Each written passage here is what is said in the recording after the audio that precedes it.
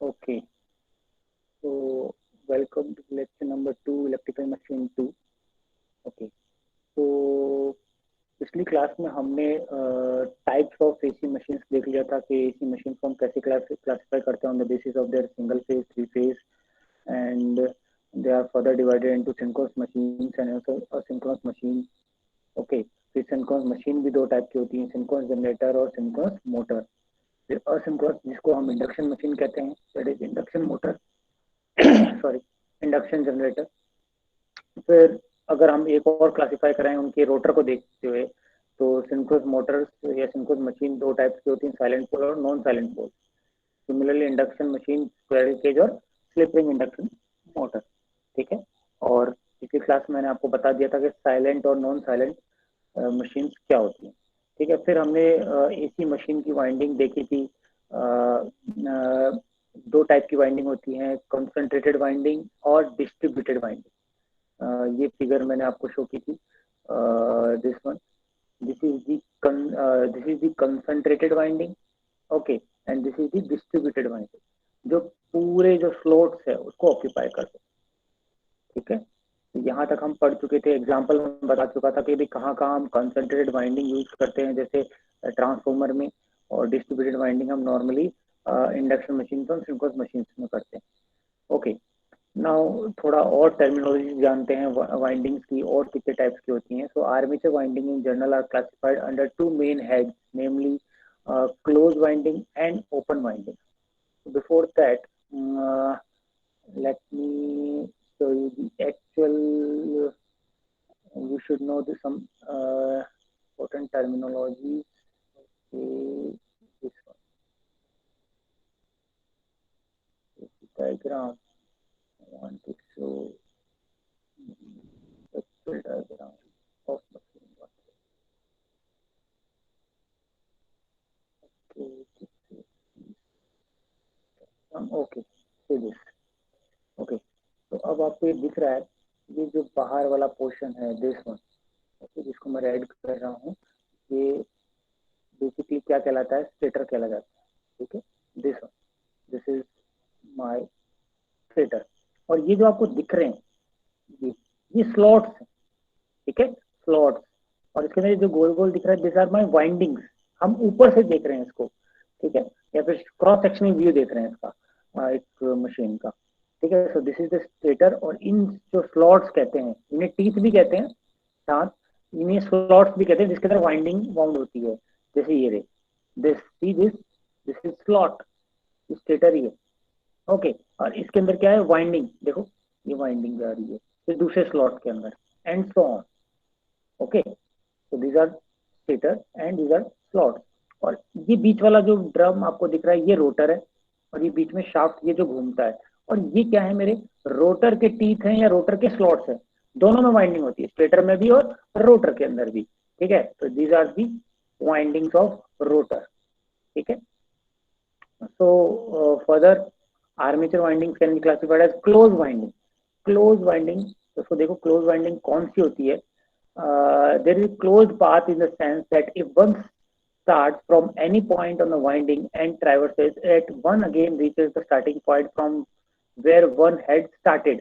इसका मतलब ये है, let me show you the diagram of a closed winding. मतलब इसका ये कहना चाह रहा है कि सपोज फॉर एग्जाम्पल,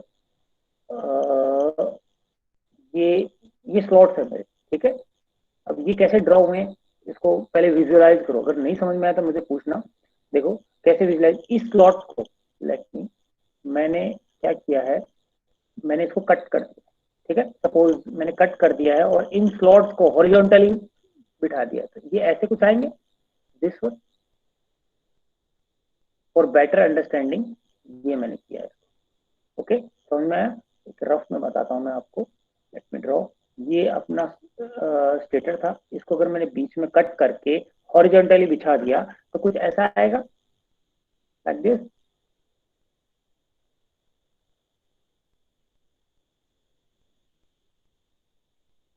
ओके, ये स्लॉट्स हैं. अब क्या हो रहा है, अब इनको अगर मैं ऊपर की तरफ से देखूं 3D व्यू, तो ये कुछ ऐसे दिखेंगे.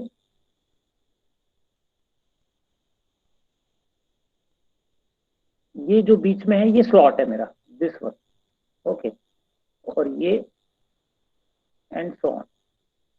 ढंग से समझना इसको, कुछ समझ में नहीं आया तो पूछना फिर, ठीक है। दिस, इसको मैंने ऊपर से देखा है, ये क्रॉस सेक्शन व्यू है, ऊपर से देखेंगे तो ऐसा कुछ दिखेगा। अब ये बीच में जो दिख रहा है आपको, ये है मेरे slot, this one, this one is slot. अब सपोज मैं वाइंडिंग को वाउंड कर रहा हूँ, तो अगर मैं इस वाले डायग्राम के अंदर अगर आपको दिखाऊं, तो यहाँ से एक वायर लिया, कंडक्टर को लिया, ठीक है, और फिर दूसरे को मैंने वाउंड किया। सपोज ये स्लॉट नंबर 1 है, this is 2, this is 3, this is 4 and so on. तो ये कंडक्टर लिया, फिर मैंने इसको स्लॉट कौन से में लिया, थर्ड में। सिमिलरली अगर इसके अंदर मैं ड्रॉ करूं, this is second slot, this is third slot and so on. तो अगर मैं इस डायग्राम में शो करूंगा, तो यहाँ से वायर गया, कंडक्टर गया, और उसको मैं किसमें डालूंगा, थर्ड में। तो अगर ये जो थर्ड वाला यहां से स्टार्ट हुआ था, घूम के वापस इधर ही आ गया, ठीक है, यानी बंद कर दिया, क्लोज पाथ हो गया, it mean it is a close winding. समझ में आया?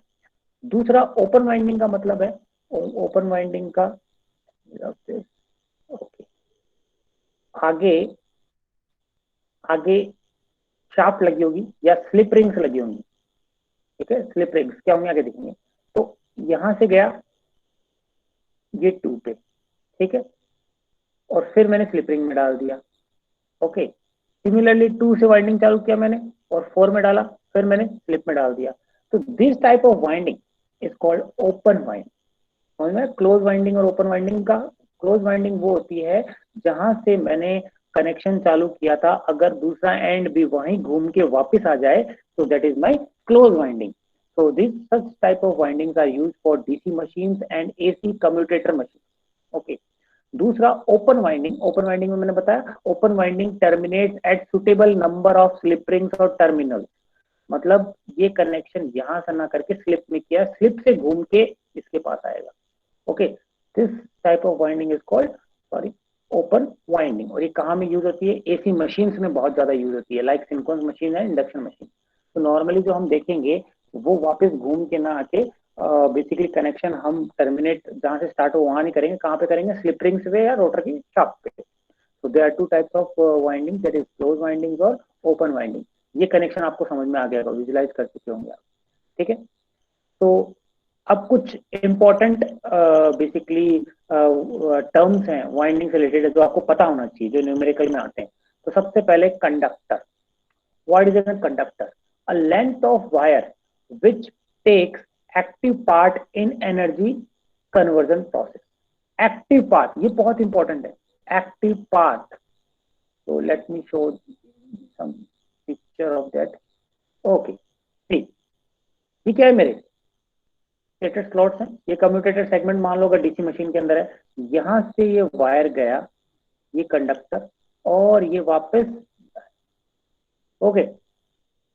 तो this is called conductor, okay. Active part, अब एक्टिव पार्ट क्या होता है, अब भाई इसमें आप कहोगे कि भाई डीएक्टिव पार्ट कौन सा है, मैं अभी आपको बताऊंगा। सबसे पहले अगर एक और पिक्चर बताता हूँ मैं आपको, उसमें आपको क्लियर हो जाएगा what is the active part, okay. Now see this, ये पिक्चर देखिए, this one, okay. Now this, ये क्या है मेरे, अभी आपको दिख रहा होगा, दिस इज स्लॉट नंबर 1, 2, 3, 4, 5, 6, 7 और 8, ओके। ये 8 स्लॉट है, और ये क्या किया है मैंने, वही जो अपना रोटर है उसको कट करके, यहाँ से कट करके बिछा दिया हॉरिजॉन्टली, ऊपर से देख रहा हूँ, तो ऐसा कुछ दिखेगा। बेसिकली रोटर ये या स्टेटर ऐसा कुछ होगा। अगर मैं इसको साइड से देखूं, देखो ऐसा कुछ होगा, ओके। अब इसके अंदर यहाँ पे क्या लगे होंगे, स्लॉट।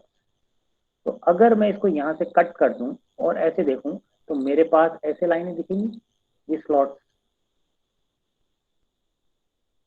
और इसके अंदर क्या जाएगा, वाइंडिंग, ये स्लॉट, ओके। समझ में आ रहा होगा, ठीक है ना व्यू। तो अब देखो, अब मुझे कंडक्टर को वाउंड करना है, तो मैं यहाँ से गया, ये मेरा एक कंडक्टर है, यहाँ से गया, फिर वापस घूम के मैंने स्लॉट, कौन से स्लॉट में डाला, 1 से चालू किया और फोर्थ में किया और फिर वापस यहाँ घूम के आया। ठीक है, समझ में क्या आया? अब देखो इसमें what is conductor, active conductor. Active conductor तो मेरा सिर्फ ये वाला पोर्शन है यहाँ से लेके, क्योंकि इसी में से बेसिकली करंट फ्लो कर रहा है और जो दूसरी फ्लक्स लिंक कर रही है वो इससे ही लिंक कर रही है, या फिर इसमें जो करंट फ्लो कर रहा है यही इस जो फ्लक्स पैदा करेगा वही इसके साथ लिंक करेगी। अब ये ऊपर वाला जो पार्ट दिख रहा है आपको, ये वाला पोर्शन बाहर का, ये मेरे काम का नहीं, इसे हम कहते हैं overhang. Overhang, this is the reactive part. और ये नीचे वाला भी जो मेरे काम का चीज है वो कौन सा समझ में आया? जो इस स्लॉट के अंदर पास कर रहा है। ठीक है, इस स्लॉट के अंदर पास कर रहा है this part, only this part. और ये वाला पार्ट आपको जो दिख रहा है अपर हैंड और ये डाउनवर्ड है, यहाँ पे करंट फ्लो कर रहा है नो डाउट, बट इसकी वजह से जो मैग्नेटिक फील्ड प्रोड्यूस हो रही है वो लिंक नहीं कर रही किसके साथ? इन कंडक्टर के साथ, या फिर दूसरी जो फ्लक्स में काम। ये जो फ्लक्स जो प्रोड्यूस कर रहा है ये ओवरहैंग वाले, इसे ये जो फ्लक्स प्रोड्यूस करेगा वो क्या, कौन सी फ्लक्स प्रोड्यूस करेगा? Leakage flux. ठीक है, लीकेज फ्लक्स। तो दिस while calculating और while basically measuring the power, तो हम इस पार्ट को नहीं लेंगे, ये वाले नीचे वाले पार्ट को और ये ऊपर वाले। दिस इज कॉल्ड ओवरहैंग, ध्यान रखना। ओके, डीएक्टिव पार्ट है, तो इसलिए मैंने कहा कंडक्टर कौन सा कहलाएगा? Active portion which carries the current. ठीक, the length of wire which takes active part in energy conversion process, क्योंकि एनर्जी कन्वर्जन प्रोसेस तभी होगा जो उस करंट की वजह से एक मैग्नेटिक फील्ड प्रोड्यूस होगी और वो लिंक करेगी, बट इसकी वजह से तो ये लिंक कर ही नहीं रही, बिकॉज दिस इज, ये कहीं और फ्लक्स प्रोड्यूस कर रही है, ये लिंक नहीं कर रही। ओके, तो अब समझ में आया एक्टिव, तो कंडक्टर समझ में आ गया आपको।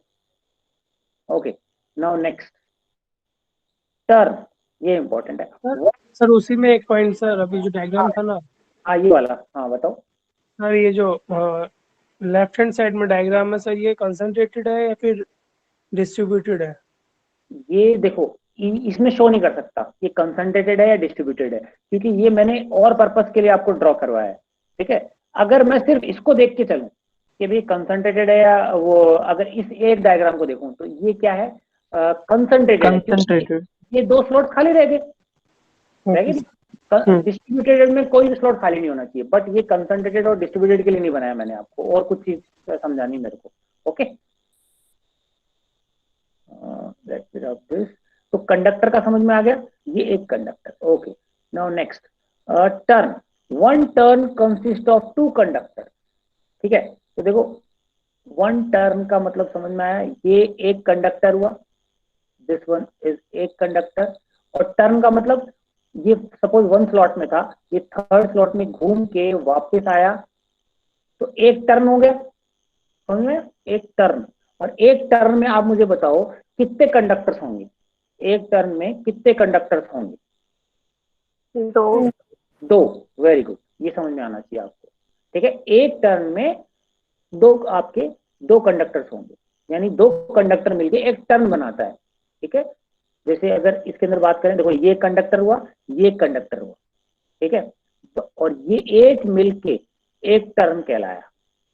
ओके, तो एक टर्न में दो कंडक्टर होते हैं, तो सिंपली मैंने ये कह दिया one turn consist of two conductors, और ये दिख रहा है टू टर्न कॉइल। अब टू टर्न आप कहोगे टू टर्न कैसे? मैंने यहाँ पे कनेक्ट नहीं किया है, मैं इस कनेक्शन को सपोज यहाँ पे बना रहा था आपको, let me rub this, make another diagram. these are the slots जो एम्प्टी हैं, ये स्लॉट्स हैं, मैं आपको बताऊंगा। Suppose okay, this is slot 1 2 3 4। Okay, ना यहाँ से मेरा कनेक्शन है, ओके पॉजिटिव कनेक्शन है, यहाँ से मैंने कंडक्टर को लिया और थर्ड स्लॉट में लेके यहाँ कनेक्ट कर दिया वापस, तो एक टर्न कहलाएगा। ओके, अगर मैं ऐसा नहीं करता, ओके अगर मैं ऐसा नहीं करता, मैं यूं करता हूँ, एक घुमा के थर्ड में गया, फिर वापस मैंने कनेक्शन नहीं किया, एक और टर्न लिया और फिर घुमा के फिर मैंने कनेक्ट किया है नेगेटिव पे, है ना। तो ये क्या कहलाएगा, 2 टर्न कॉइल। समझ में आया ना, 1 टर्न, और अगर इसको एक बार और घुमाया तो 3 टर्न। अब ये 2 टर्न के अंदर कितने कंडक्टर्स होंगे, 4, है ना। आप मल्टीप्लाई कर सकते हो 4। अगर, हाँ गुड। तो अगर कहे कि भी एक टर्न के अंदर, आपको हमेशा याद रखना एक टर्न के अंदर 2 कंडक्टर्स होते हैं हमेशा। अगर कोई कहे भाई 5 टर्न्स हैं तो कितने कंडक्टर्स होंगे, 10, 10। है ना। ये समझ में आ गया, चलो गुड। तो टर्न का भी मतलब आपको समझ में आ गया। ये सब अगर समझ में आ जाएगा ना, फिर कोई आपको न्यूमेरिकल में कोई दिक्कत नहीं होगी। Third, coil. 1 कॉइल में consist of any number of turns. तो देखो, इसको मैं कॉइल भी कह सकता हूँ। ये एक कॉइल है। कॉइल का मतलब स्टार्टिंग से लेके एंड तक कंप्लीट हो गया मेरा कनेक्शन। तो ये एक कॉइल है। इस कॉइल के अंदर कितने टर्न्स हैं ये बताओ। एक, वेरी गुड। ये भी कॉइल है, स्टार्ट करके खत्म, ये कॉइल कर दी। ये इसमें कितने नंबर ऑफ टर्न्स है, 2। 2।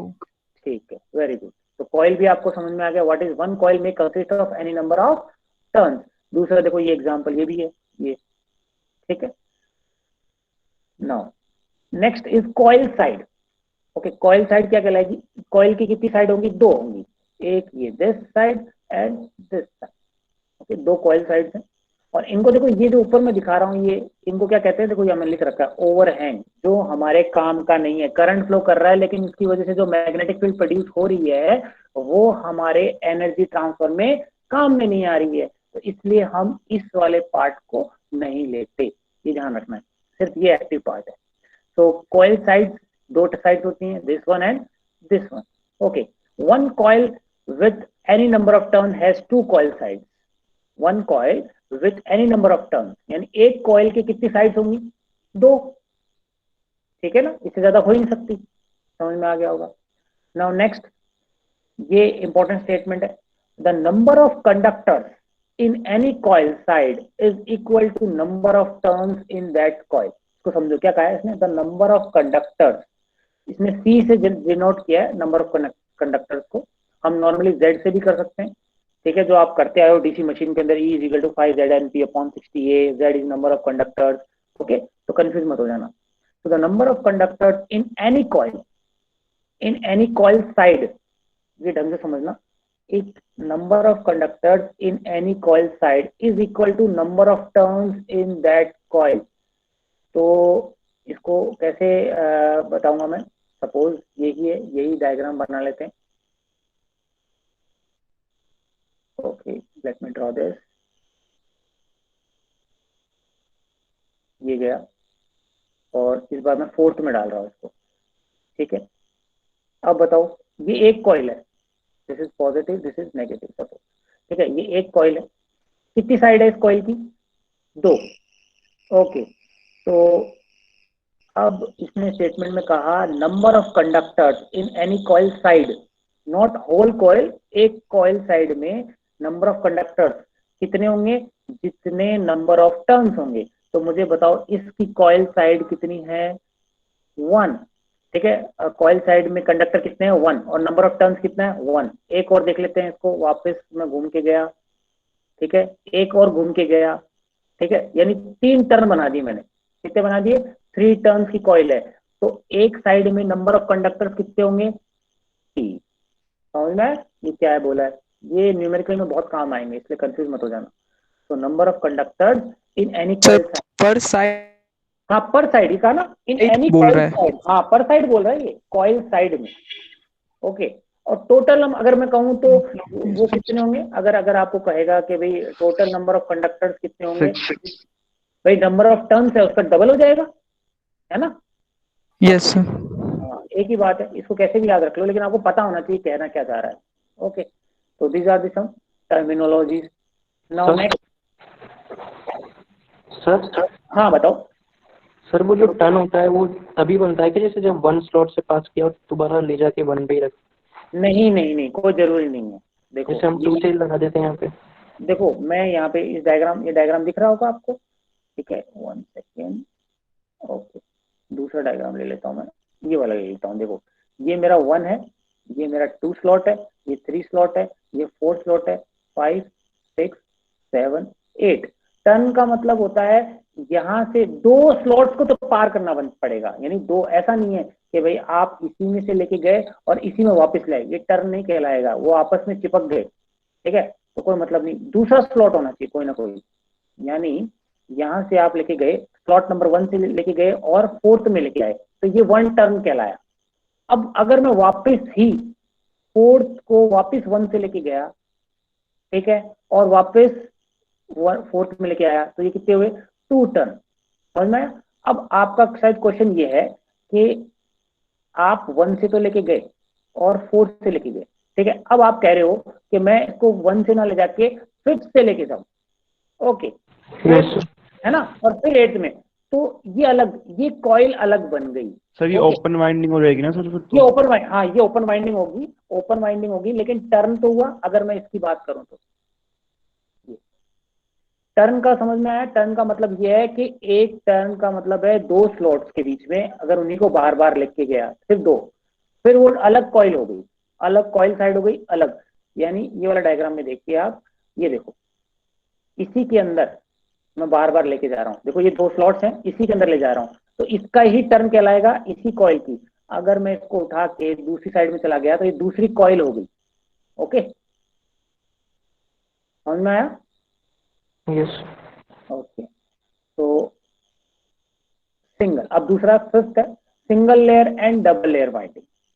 What is single layer and double layer winding? तो सिंगल लेयर वाइंडिंग और डबल लेयर वाइंडिंग क्या होती है, अब मैं इस डायग्राम से बताना चाहता हूं आपको। कौन से? इससे।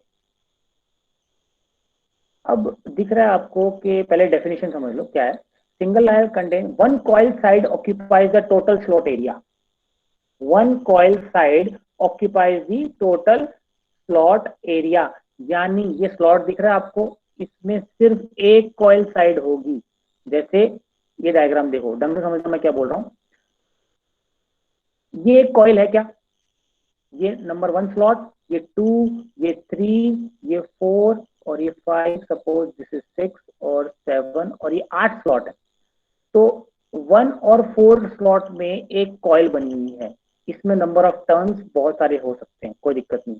तो मुझे बताओ, ये एक कॉइल है, ये एक कॉइल के अंदर सपोज मैंने मान लिया 10 टर्न्स है, कितने हैं, 10 टर्न्स हैं। तो मुझे बताओ 10 टर्न का मतलब 10 कंडक्टर तो इसमें होंगे, 10 कंडक्टर इस स्लॉट 4 में होंगे, बट एक ही कॉइल के होंगे। मुझे बताओ, ये सेकंड कॉइल आई, ये सेकंड कॉइल की 2 ही साइड है, इसमें साइड ए और साइड बी। इस कॉइल की साइड सपोज सी और डी है, क्या इस कॉइल की सी साइड इस 1 और 4 को कॉन्साइड कर रही है? यानी एक स्लॉट में एक ही वाइंडिंग की, एक ही कॉइल की साइड है, तो वो कौन सा कहलाएगा, सिंगल लेयर।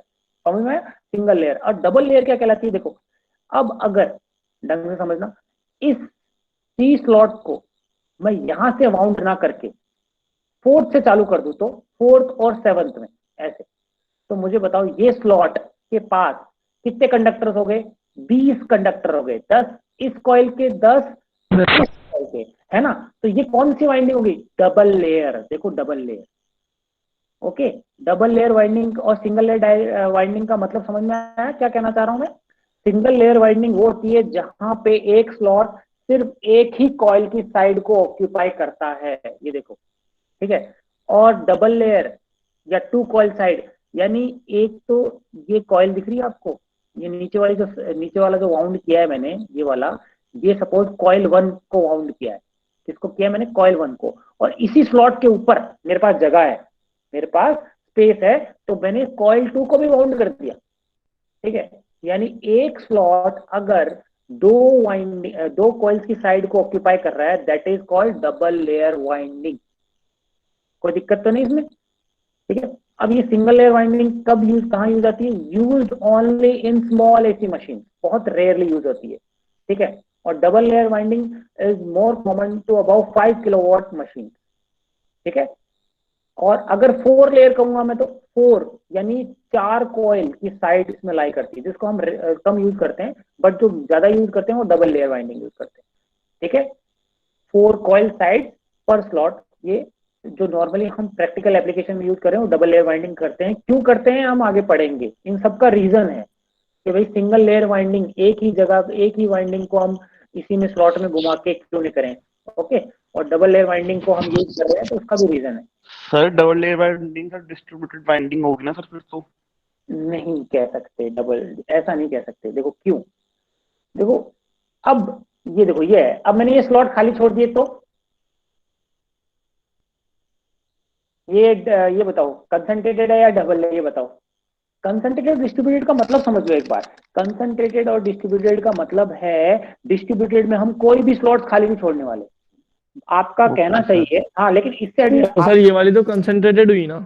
हाँ ये कंसंट्रेटेड हुई, बट ये कंसंट्रेटेड हुई, लेकिन जो हम डबल लेयर वाइंडिंग जो यूज कर रहे हैं, डबल लेयर वाइंडिंग, ठीक है, वो ज्यादातर यानी 99% में वो कौन सी वाइंडिंग है? Distributed winding.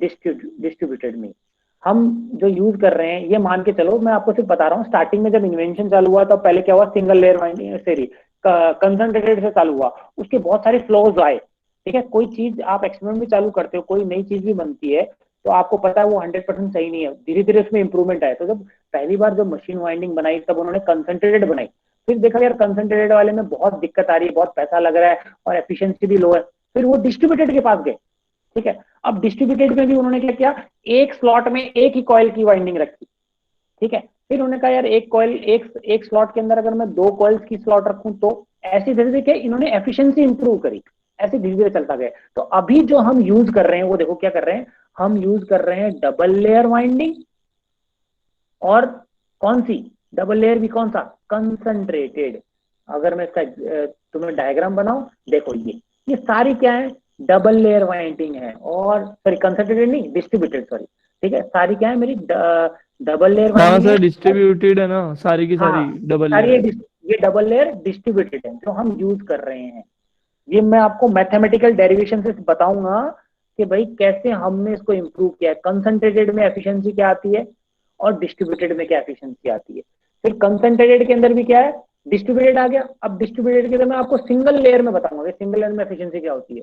फिर मैं देखा सिंगल लेयर की जगह मैं डबल लेयर यूज करूँ तो एफिशिएंसी क्या हो जाती है। ठीक है, तो ये सारी चीजें हम डेरिवेशन करेंगे जो अब अभी हम करंट में यूज कर रहे हैं, that is double layer distributed winding. Okay sir हाँ सर जैसे कि अगर डबल लेयर है मतलब ये कंसंट्रेटेड और डिस्ट्रीब्यूटेड बाइंडिंग है, तो सर अगर 2 कॉइल, जैसे हम 2 कॉइल के बीच नंबर और टर्न ज्यादा रखेंगे, मतलब उसमें बाइंडिंग्स ज्यादा करेंगे कॉइल्स की, हाँ और हाँ कुछ 2 स्लॉट्स के बीच में, और बाकी के 2 स्लॉट्स में नंबर ऑफ टर्न या फिर जो कॉइल की बाइंडिंग वो कम रखेंगे, तो इससे चेंज होगा या फिर वो भी डिस्ट्रीब्यूटेड ही रहेगी? नहीं नहीं, देखो चेंज होगा। सबसे पहली बात है आप कंसंट्रेटेड करो डिस्ट्रीब्यूटेड करो, हमें इवन नंबर इवनली पॉइंट उनको डिस्ट्रीब्यूट करना है। मतलब ऐसा नहीं है कि आपने इसको कंसंट्रेट किया है तो यस सर। अगर इसको भी कंसंट्रेट किया है तो फिर आप रेगुलर चलते जाइए। अगर आपने क्या किया है, सपोज इसको number of concentrate, turns equal होने चाहिए सर। यस, सबके अंदर बराबर इक्वली, नहीं तो मशीन इनबैलेंस हो जाएगी, समझे? एक यस तरफ सर। क्या हो जाएगा, जैसे आप पंखे की आपकी 3 वो हैं, सपोज आप घर में पंखा घूम रहा है तो आपके 3 है, वो तीनों इक्वली है ना, 120 डिग्री में प्लेस है। But yes sir. एक को मैंने 120 90 डिग्री में प्लेस कर दिया और एक को 120 डिग्री, अनइवन हो गया तो एक पंखा एक तरफ झुक जाएगा। वो क्या प्रैक्टिकली पॉसिबल नहीं है, करने को कर सकते हो, ठीक है ना, यस सर। तो फिजिकल डायमेंशन को पूरे को खराब कर देगा। Okay, yes yes. तो अभी इसे समझ में आया आपको what is double layer winding and single layer winding, ठीक है ना। अब एक और चीज को समझना, अब अगर मैं कहूं सिंगल लेयर वाइंडिंग में क्या कहा मैंने, सिंगल लेयर वाइंडिंग में एक स्लॉट पे एक ही साइड का पेयर कॉइल का रहेगा, तो number of coils is equal to half number of slot. ठीक है, मतलब इसका मतलब क्या हुआ, स्लॉट मेरे पास 10 हैं, ठीक है, मेरे पास स्लॉट कितने हैं? 10 हैं। सपोज 10 स्लॉट्स का मतलब समझ रहे हो, ये वाले दिस वन, ये जो दिख रहे हैं 1 2 3, ये बहुत सारे हैं, लेकिन अगर मेरे पास 10 हैं तो मुझे बताओ कि नंबर ऑफ कॉइल्स कितने आ सकते हैं उसके अंदर? 5। समझ में आ रहा है कैसे? ये मैथमेटिक्स है, ठीक है। नंबर ऑफ, क्योंकि जब किसके अंदर? सिंगल लेयर वाइंडिंग के अंदर, क्योंकि इसमें ये कहा है कि एक स्लॉट सिर्फ एक ही साइड को ऑक्यूपाई कर सकता है साइड। तो आपको समझ रहा है, अगर एक ऑक्यूपाई कर रहा है तो दूसरी किसको, एक कॉइल की दूसरी को ऑक्यूपाई करेगा एंड सो ऑन, ठीक है। तो number of coils will be equal to half number of slots in single layer winding. अब मुझे बताओ डबल लेयर वाइंडिंग में कितने होंगे नंबर ऑफ कॉइल्स, किसके बराबर होंगे, नंबर ऑफ स्लॉट्स के बराबर। ये देखो number of coils is equal to number of slots. क्यों, क्योंकि हर एक स्लॉट में कितने साइड आ रही है एक कॉइल की, दो। तो फिर जितने, अगर सपोज 10 स्लॉट्स हैं तो जो नंबर ऑफ कॉइल्स कितनी होंगी 10, और उनकी साइड्स कितनी होंगी 20। 20 साइड कैसे, आप 20 साइड कैसे आएगी 10 स्लॉट में, हर एक में दो दो है ना। समझ में आ रहा है ना, सिंगल लेयर और डबल लेयर में ये मैथमेटिक्स वाला, इसको जो भी है अब जब न्यूमेरिकल करेंगे तो बहुत समझ में आएगा आपको। ओके तो हाँ बताओ, कॉइल स्लॉट से एक कम नहीं होगी क्या? कैसे, देखो पहली बात तो पहली बात कैसे होगी ये बताओ आप। जैसे मैं एग्जांपल ले लेता हूँ, मेरे पास ये स्लॉट्स हैं, है ना, दिस। पहली बात तो देखो स्लॉट्स मेरे क्या रहेंगे, इवन नंबर ही रहेंगे, और तो रह ही नहीं सकते, ठीक है ना। Yes sir. ओके, ये 1 2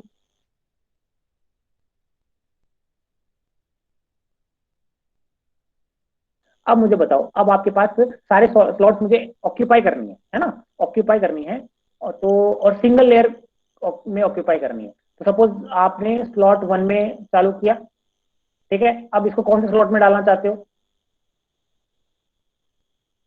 सपोज 3 में डालना चाहते हो, ठीक है। अब 2 वाला, ये तो एक वाला, अब इसके नंबर ऑफ टर्न्स आप घुमाते जाओ, कोई दिक्कत नहीं है, आप घुमाना है तो वापस, अगर 2 टर्न की बनानी है तो, बट ये इसी में रहेंगी। फिर दूसरा, अगर अब इन दोनों के बीच में डिस्टेंस बराबर लेना है, इन दोनों के बीच में डिस्टेंस कितने स्लॉट्स का है, एक है, तो एक तो रहेगा ही। जैसे अब दूसरा नया कॉइल चालू किया आपने, this is coil 1, okay, this is coil 1। फिर कॉइल 2 ये किस में जाएगा, 4 में, ओके। तो अब बताओ, हर एक स्लॉट के अंदर, सिंगल लेयर के अंदर एक ही साइड आ रही है कॉइल की।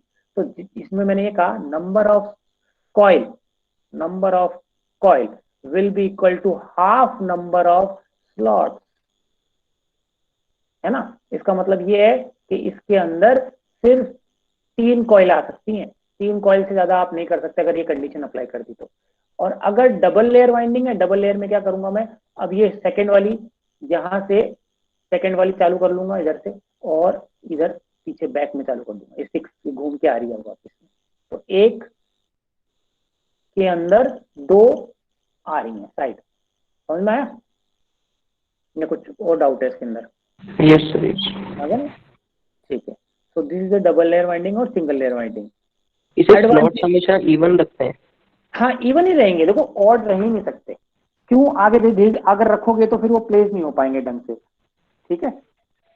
हमेशा 24 48 64 इवन ही रहेंगे, क्योंकि फिर अपनी ज्योमेट्री बिगड़ जाएगी और कॉइल्स के बीच में जो डिस्टेंस है वो बराबर नहीं रहेगा। अभी आगे और मैं बताऊंगा आपको व्हाट इज पिच आएगा अभी आगे, है ना। तो next is advantage of double और सिंगल लेयर। भाई डबल लेयर हम यूज कर रहे हैं, क्या क्या एडवांटेजेस हैं, easier to manufacture and lower cost of the coil, ठीक है।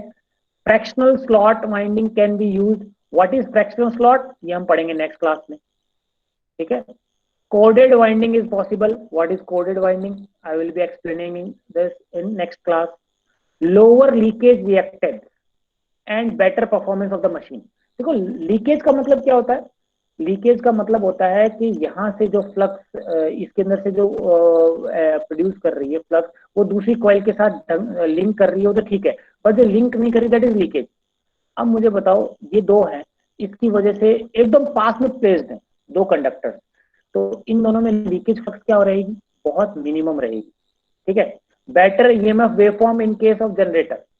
अब बेटर ईएमएफ वेवफॉर्म कैसे होगी ये सब मैं पढ़ूंगा, मतलब आपको एक्सप्लेन करूंगा डिटेल में, नोट है ना। बट आपको मैंने बता दिया कि these are the advantage of double और सिंगल लेयर वाइंडिंग, ओके। अब ये पोल पिच और कॉइल पिच और कोडेड, ये क्या होता है इसको मैं फटाफट बता देता हूँ, फिर नेक्स्ट क्लास में इसको डिटेल में और बताऊंगा। व्हाट इज पोल पिच, है ना। A pole pitch is defined as the peripheral distance between identical points on two adjacent poles. Pole pitch is always equal to 180 degree electrical. क्या होता है? पोल पिच का मतलब होता है दो पोल्स के बीच का पेरिफेरल डिस्टेंस, डिस्प्लेसमेंट नहीं, पेरिफेरल का मतलब होता है पेरीमीटर, समझते हो, गोल, ठीक है, पेरिफेरल, तो पेरिफेरल डिस्टेंस मैं इसको आपको समझाता हूँ। सपोज इसमें देखना, इसमें ये मेरा नॉर्थ पोल है और ये मेरा साउथ पोल है, ये मेरा नॉर्थ पोल है और ये साउथ पोल है, तो दो पोल्स के बीच का distance this is called pole pitch, ठीक है। अभी कैसे किसमें गिना जाएगा? डिग्रीज में गिना जाता है, कहां, सेंटर से, ये देखो। तो अगर मैं अभी कहूं कि what is the peripheral distance in this mechanical degree, कितना है ये? 90 डिग्री, 90। ओके। और अगर मैं कहूं नंबर ऑफ स्लॉट्स में, बताओ कितने स्लॉट्स आ रहे हैं इसके बीच में? 1 2 3 4 5 6 7 8 आ रहे हैं सपोज, तो कितने आ रहे होंगे? 8 स्लॉट्स। अगर कोई पूछे कि भाई मैकेनिकल डिग्री बताओ, 90 डिग्री पोल पिच है, या फिर कहीं स्लॉट्स में बताओ तो कितना स्लॉट है? 8 स्लॉट बीच में आ रहे हैं। ऐसे इसके बीच में 8 स्लॉट आएंगे, ऐसे इसके 8 बीच में 8 स्लॉट आएंगे। एक डायग्राम और बताता हूं मैं, उससे आपको और क्लियर हो जाएगा। दिस वन देखो, यहाँ पे ये नॉर्थ पोल है, ये साउथ पोल है, ये नॉर्थ पोल है और ये साउथ पोल, ठीक है। पोल पिच क्या कहलाएगी? ये दोनों के बीच का डिस्टेंस। कितने नंबर ऑफ पोल्स हैं यहाँ पे? 4, ओके। तो मैकेनिकल डिग्री में कितना आया? पोल पिच कितनी हुई इस मशीन की? 90 डिग्री मैकेनिकल, ये ध्यान रखना, ठीक है। बट मैंने एक स्टेटमेंट कहा है, pole pitch is always equal to 180 degree electrical. से 4 पोलो, 6 पोलो, 8 पोलो, कितने पोलो, इलेक्ट्रिकली तो 180 डिग्री रहेगी। क्यों, देखेंगे हम आगे, बट मैं मैकेनिकल की बात कर रहा हूँ। ओके, नाउ इस मशीन के अंदर देखना, मुझे बताओ इस मशीन के अंदर कितने नंबर ऑफ पोल्स हैं? 2। तो पोल पिच कितनी हुई इसकी मैकेनिकल में, अगर मुझे बताया कोई तो? 180। 180 डिग्री, वेरी गुड। इधर से मेजर करो, इधर से मेजर करो। पोल पिच समझ में आ गया कि how you can calculate the pole pitch, और स्लॉट्स में भी बता सकते हो आप, ओके, स्लॉट्स में भी, ठीक है। Now next is the coil span और कॉइल पिच। कॉइल स्पैन और कॉइल पिच वो क्या होती है? देखो इसको, ये डायग्राम आपको दिख रहा है। सपोज स्लॉट नंबर 1 2 3 4 ऐसे करके 10 स्लॉट है मेरे पास, ठीक है। तो सबसे पहले एक कंडक्टर को मैंने वाउंड किया, और फिर कौन से कंडक्टर के अंदर लेके गया मैं? सपोज 9th कंडक्टर के अंदर। कितने में? 9th कंडक्टर के अंदर। ऐसे ही वापस इसको लेके घुमा के दूसरा, और फिर 9th कंडक्टर के। यानी व्हाट इज कॉइल स्पैन और coil pitch? It is the distance between two sides of A coil. समझ में आया क्या कहना चाह रहा हूं? The distance between two coil sides of a coil is called coil span. It is usually measured in teeth, slot or electrical degrees. जैसे इसके अंदर एक और डायग्राम है जिसमें आपको मैं शो करना चाहता हूँ। This one. अगर इस डायग्राम देखिए, ये डायग्राम में बताइए मुझे, pole pitch number of slots में बताओ कितनी है पोल पिच? 3। वेरी गुड, 3 है ना। हर एक पोल के बीच में 3 स्लॉट्स आ रहे होंगे, वेरी गुड। और अब मैं क्या कर रहा हूँ? कॉइल को वाउंड कर रहा हूँ। यहां से वाउंड करके जितनी मेरी पोल पिच है उतना ही मैं कॉइल को वाउंड कर रहा हूँ, ठीक है, समझ में? ऐसे वाउंड कर रहा हूँ, और इसका हॉरिजॉन्टल व्यू देखो, ये दिख रहा है आपको। तो मुझे बताओ इस कॉइल की स्पैन या कॉइल पिच कितनी है स्लॉट्स में? दिख रहा है आपको? यहां से चालू किया मैंने और यहां पे मैंने वाउंड कर दिया, ठीक है। दो साइड, एक कॉइल की 2 साइड के बीच का डिस्टेंस स्लॉट्स में कितना है? ये 3 है ना। इसमें कंफ्यूजन नहीं होना चाहिए यार आपको, ठीक है। ये तो सिंगल टर्न कॉइल हुई, और मल्टी टर्न कॉइल में देखो मैंने इसको घुमा के वापस, फिर भी इन दोनों के बीच में जो डिस्टेंस रहा कॉइल स्पैन वो क्या रहा? 3। 3 रहा। समझ में आया? ठीक है, good, yes sir. Okay. Now next is coded coil. Coded, what is coded coil और शॉर्ट पिच कॉइल? देखो इसको ढंग से समझना, इसी डायग्राम में समझो.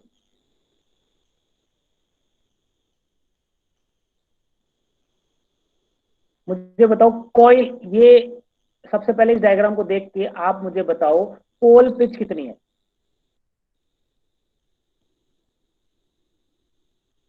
90 पोल पिच डिग्री. कितनी है?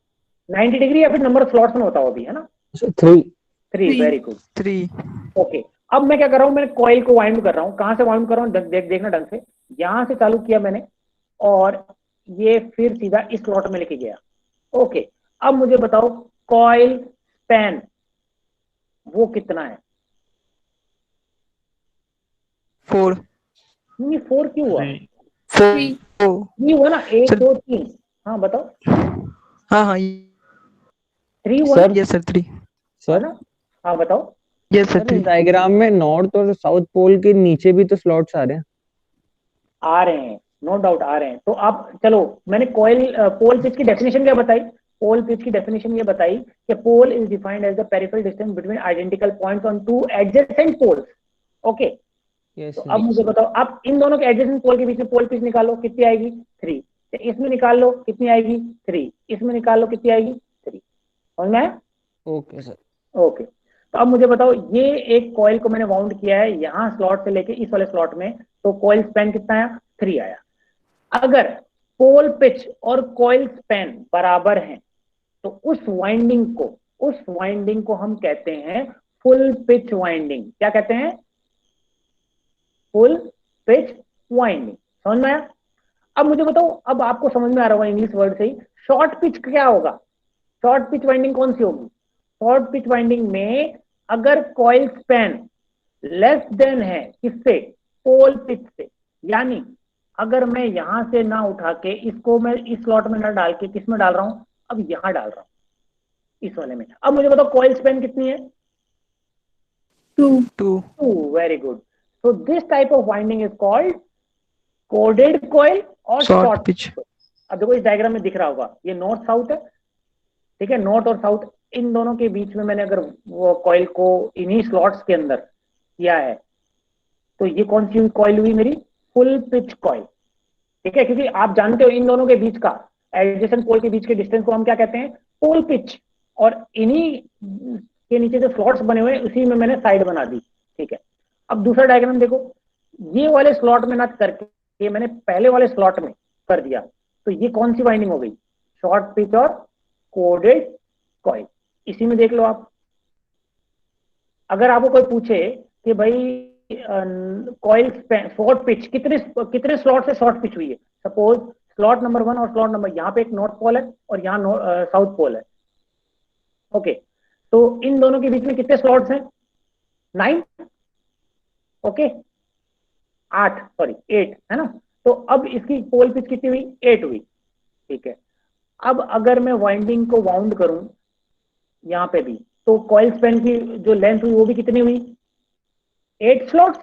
तो ये कौन सी वाइंडिंग हुई? Full pitch.